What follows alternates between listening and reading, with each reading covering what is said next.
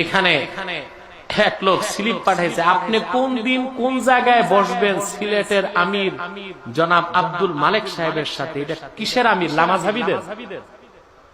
হ্যাঁ, আমি এই হাজার হাজার জনতাকে সাক্ষী করে বলছি, লামাযহাবী আহলে হাদিসরা ভণ্ড, প্রতারক, বেঈমান, মুশরিক সিলেটের যেখানে বসতে চায় আমি বসার জন্য চ্যালেঞ্জ ঘোষণা করলাম।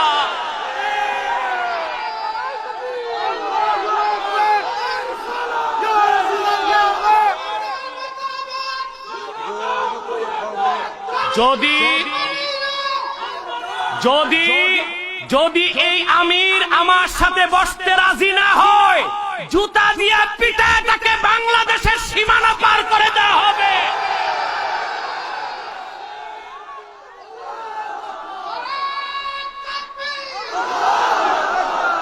আমি চ্যালেঞ্জ নিয়ে ঘোষণা করলাম, এবার বসার দায়িত্ব তাদের।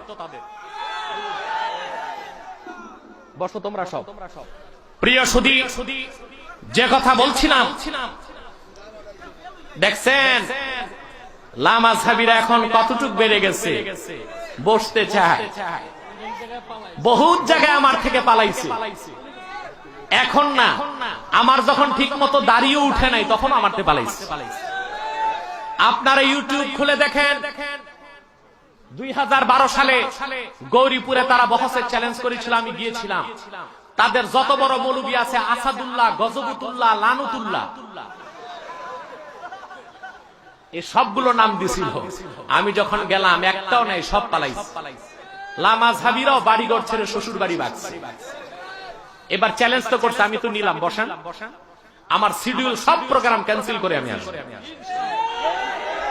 কি কি বিষয়ে বসতে চাই স্ট্যাম্পে লিখিত দেন, আমার পক্ষে সিলেটে যারা আমার লোক আছে তারা লিখিত দিবে। ঠিক কিনা বলেন? ইনশাআল্লাহ আমরা এই বহসটা চাই। বহসের পরই ফলের বিড়ালটা বের হবে ইনশাআল্লাহ। প্রিয় সুধী, বলছিলাম এই লামাযহাবী ওহাবী